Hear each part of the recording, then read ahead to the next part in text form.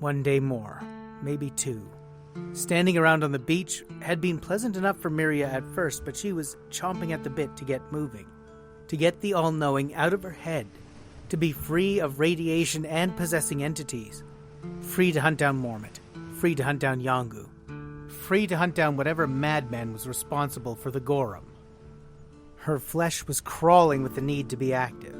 She paced back and forth in the shadow of the Olon, wishing she could make things go faster. Apparently there was only so much hardtack, pemmican, and antivenin to go around. She kicked at the sand and stubbed her toe.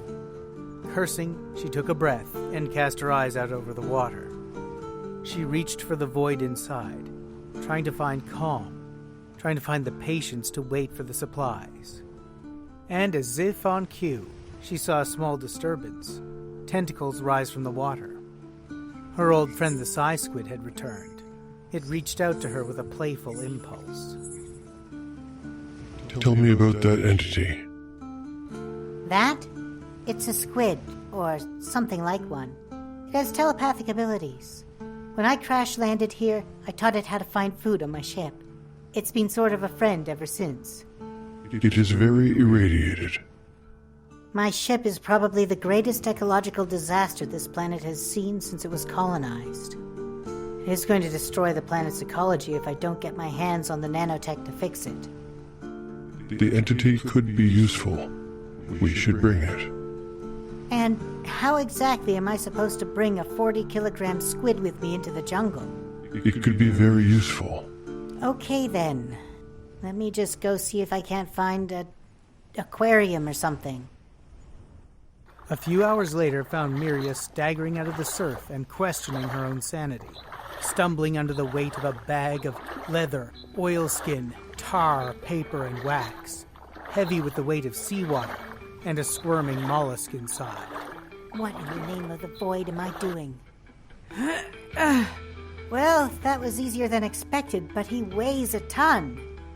I will amplify its consciousness. Wait, what are you doing? The bag lurched violently in Miria's arms, pulling her over and knocking her into the water. It thrashed about as she desperately attempted to maintain control of it. And then it was still, and a strange new voice echoed inside her mind. Hello again, Wettenburn Landwalker. Hello, strange chaos entity. I can understand your thoughts now. Hey, I can understand my own thoughts now. I have thought. I have an I and a me. I have altered your consciousness. The salinity of the ocean is caused by land erosion. An object in motion tends to stay in motion until interfered with by an outside force. Herring tastes better in cold months. So weird. We require your help. Really? What can I do to help? You have an extraordinary sense of direction. I always know exactly where I'm trying to go and how to get there. Is that unusual at all? Yes, it will make you an excellent navigator for transdimensional travel. That sounds like it could be fun! It's going to be dangerous, and probably very uncomfortable. And it will be exciting! I don't have much to offer you except food. I do like food. Okay then. Are you always this can-do? I'm a squid. If I have food, I have no problems. I'm happy. Miria shook her head as she wrung out her skirt. Plenty of strange things had happened to her since she landed on Nar. Being possessed not the least of them. But somehow, losing an argument with a squid that she didn't even realize she was having, that was truly something else.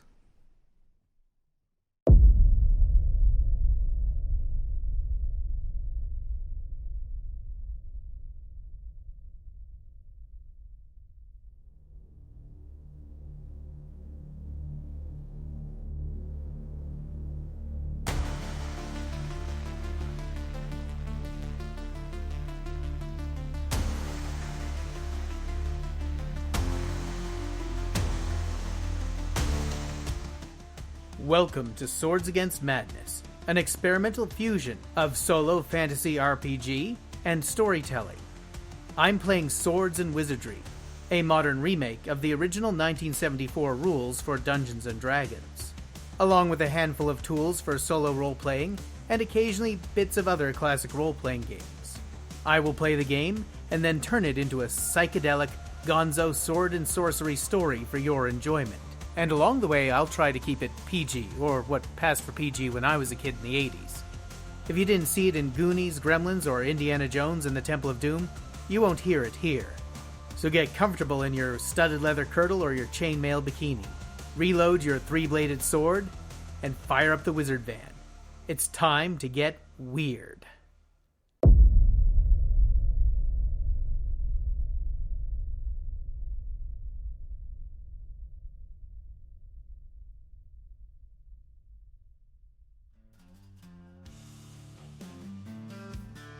Okay, we're going to go over this plan and make sure none of you have any objections. Miria looked the four men in front of her up and down again, and couldn't help wish that there were more of them.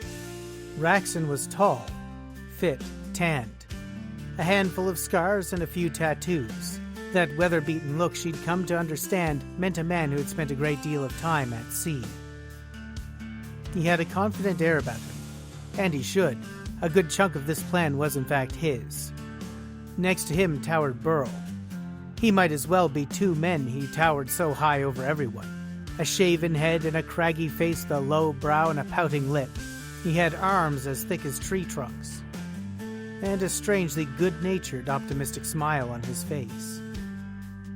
The third one, Kale, was handsome, and filled her with questions. It had been over 100 years since the last time she'd seen someone who was a mix of human and elf. His eyes were a sparkling blue, and his easy smile framed by a carefully groomed blonde mustache and goatee.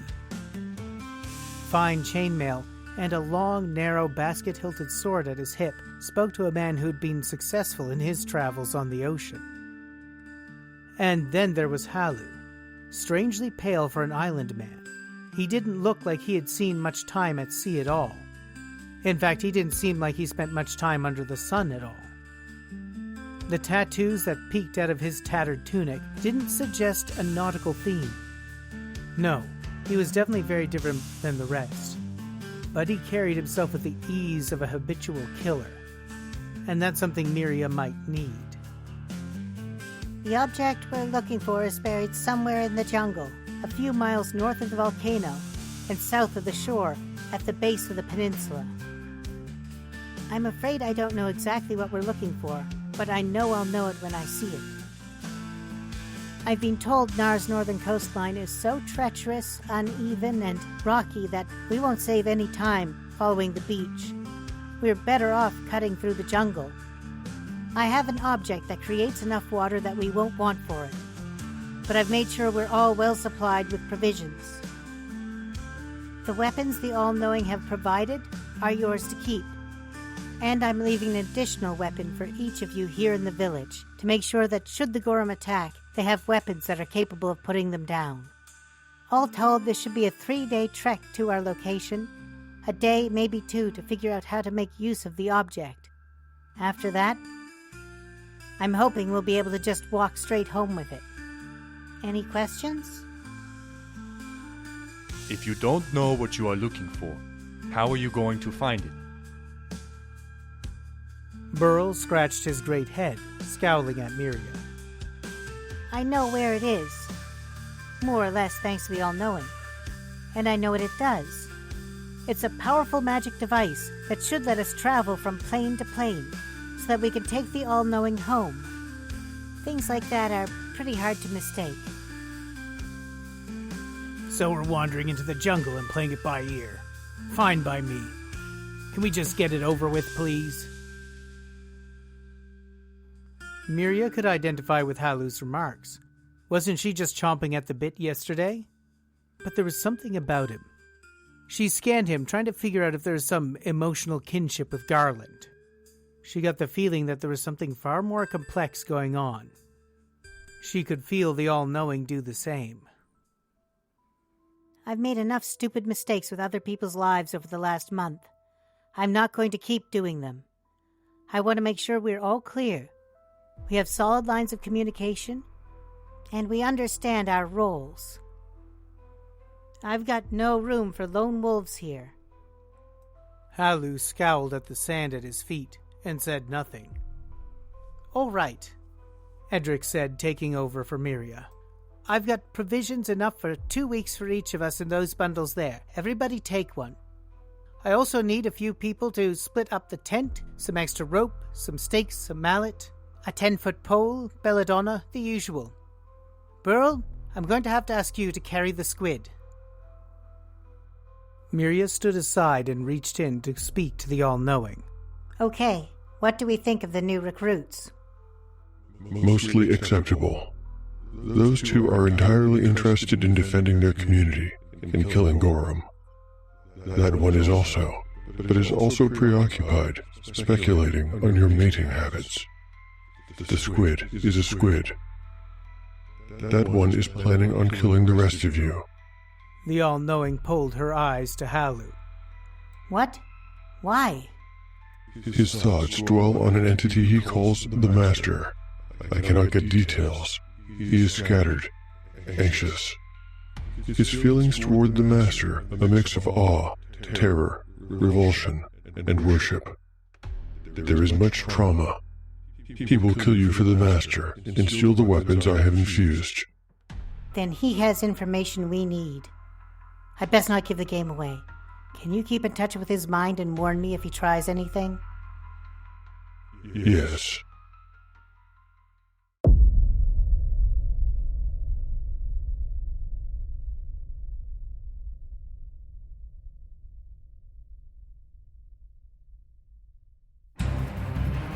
Hi, I'm John from Tale of the Manticore. Maddie Searle from A Game of One's Own. PJ from A Wasteland Story and the Solo Roleplayers podcast. Simon from Legend of the Bones. Brian Rideout from Swords Against Madness. Carl from The Lone Adventurer. And I'm Sharik from Roll By Myself. And with our solo role-playing audio, narrative, actual play, drama powers combined, we are the Solo Roleplayers Podcast Network. Usually accustomed to delving the depths, scouring the desert, surviving the wasteland, or facing the dragon alone.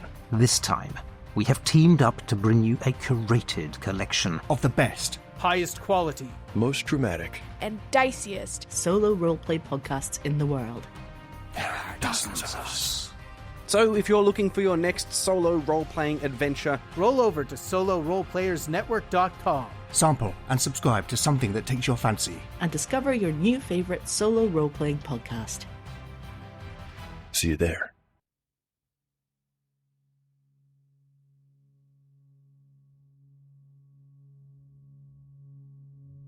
When I first started playing Swords Against Madness, it was a labor of love, something I was creating for my son, Owen.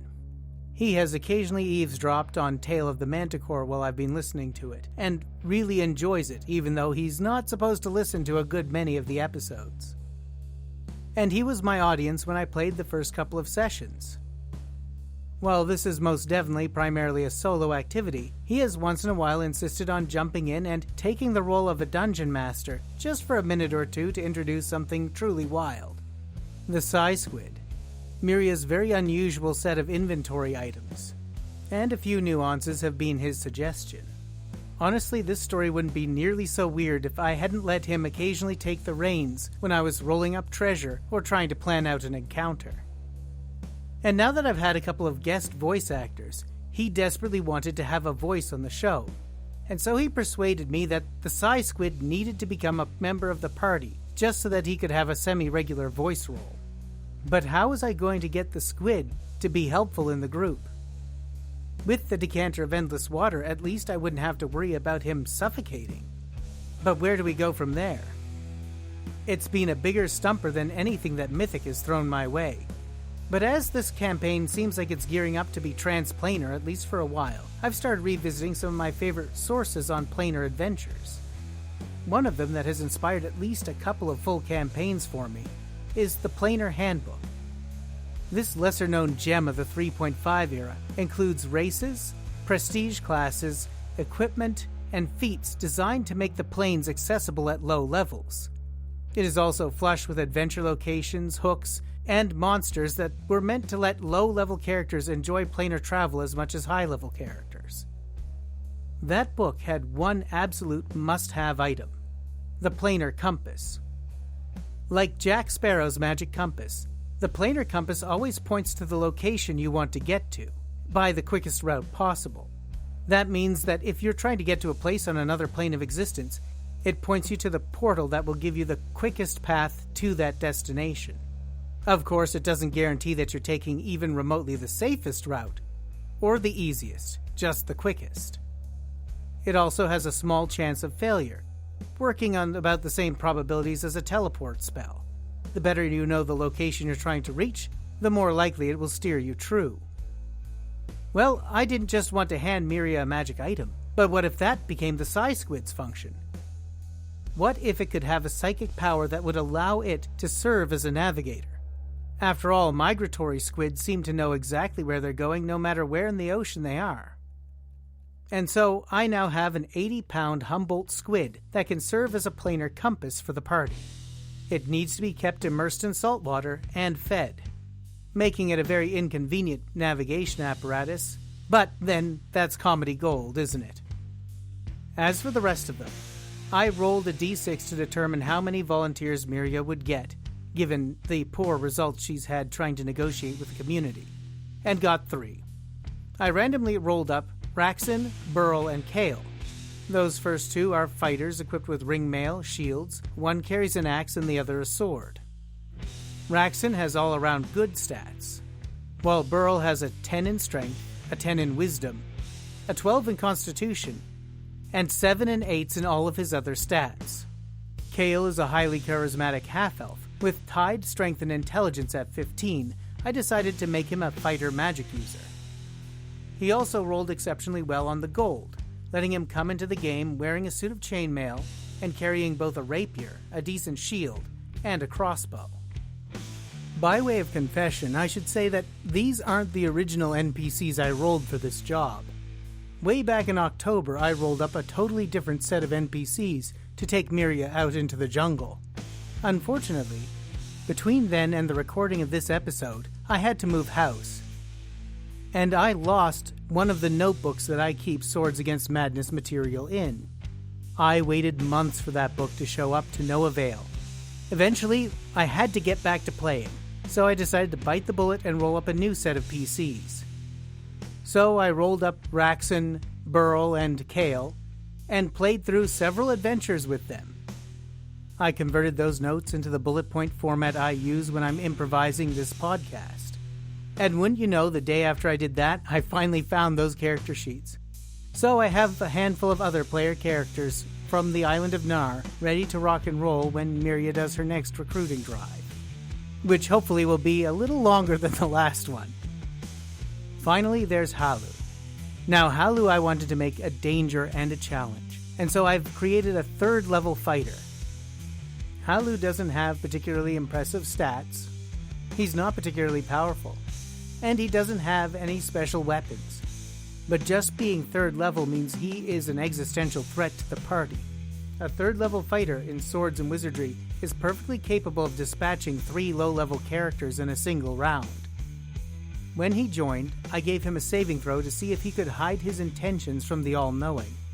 Thankfully, he failed.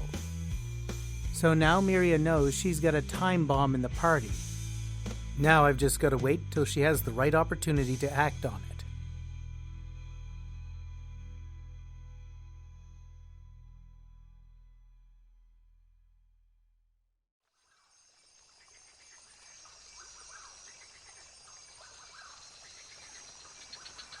It was unseasonably cool when they set out. The wind blowing in off the ocean whipped the waves to whitecaps and sprayed them with salt. A gentle mist had begun to fall from the sky, threatening heavier rains later. They wouldn't have known it once they pressed into the jungle canopy, however. It was dark in there. The only indication they had of the rain that they could see on the ocean a few hundred feet away was the soft patter of it falling on leaves above them. The walk was rough, hard on the back, and as the ocean disappeared and they began climbing, they had to work around tall knots, taking great care not to put their hands on banana trees whose acidic sap might burn their skin, as they climbed over furrows carved in the earth by the roots. Miria encouraged them to keep as hydrated as they please, and as water skins empty, she brought them back and gently poured crystal clear, perfectly pure water from the decanter, making small talk at first.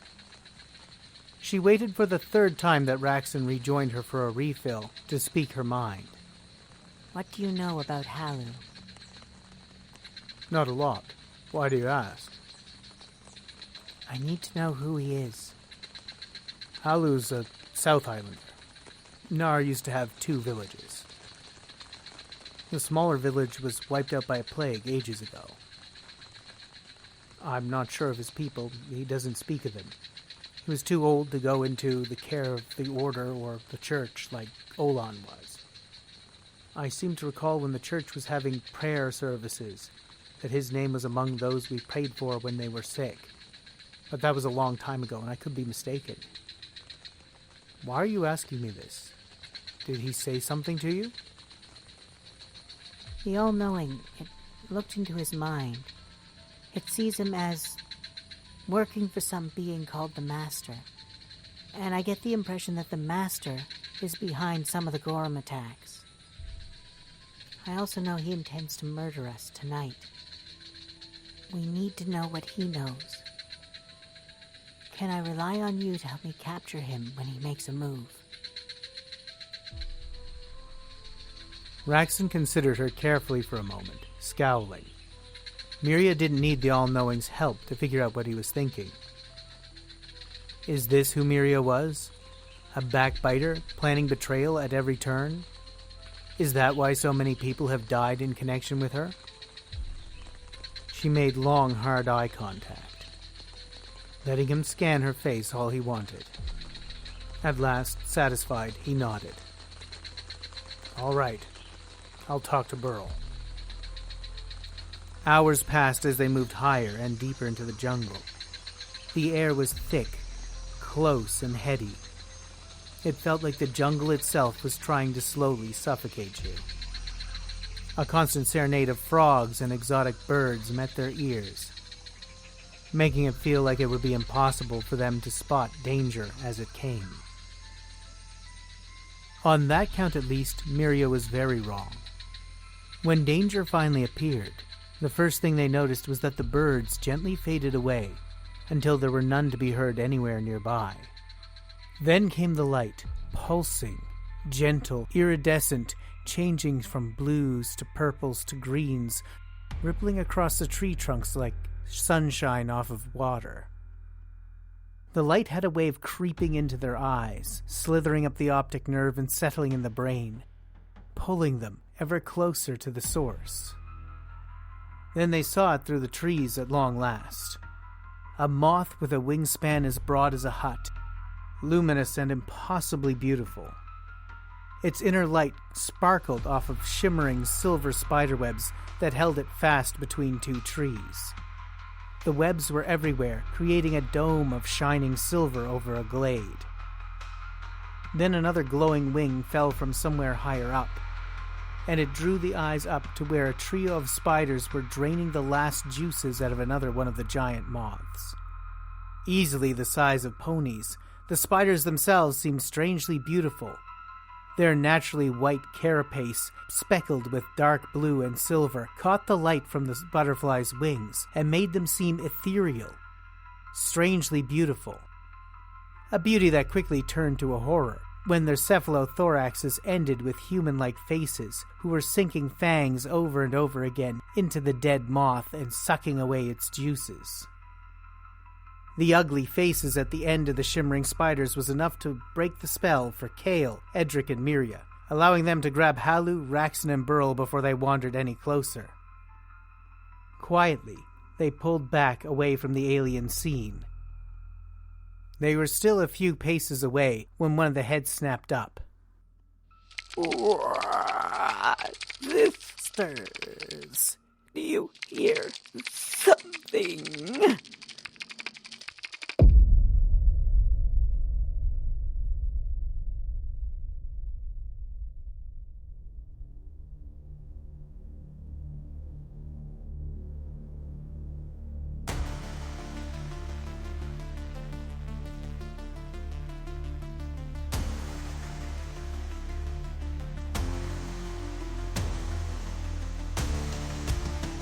Thank you once again for listening to Swords Against Madness.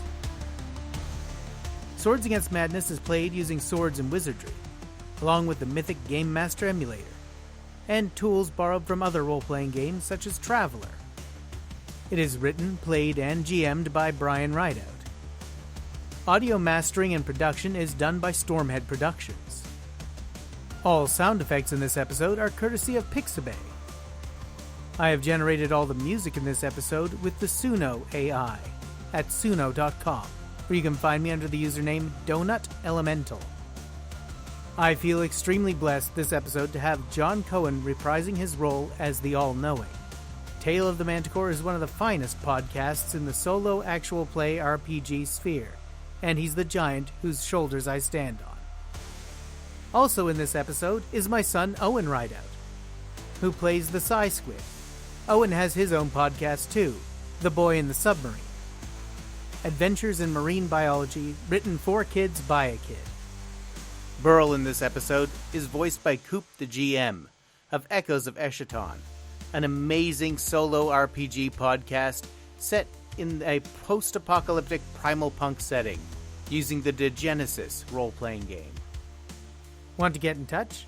You can email me at swordsvmadness@stormheadproductions.ca, or you can find me on X at swordsvmadness.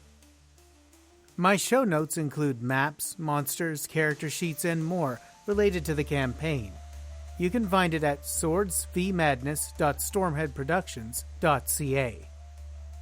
Until next time, roll high, play hard, and think weird.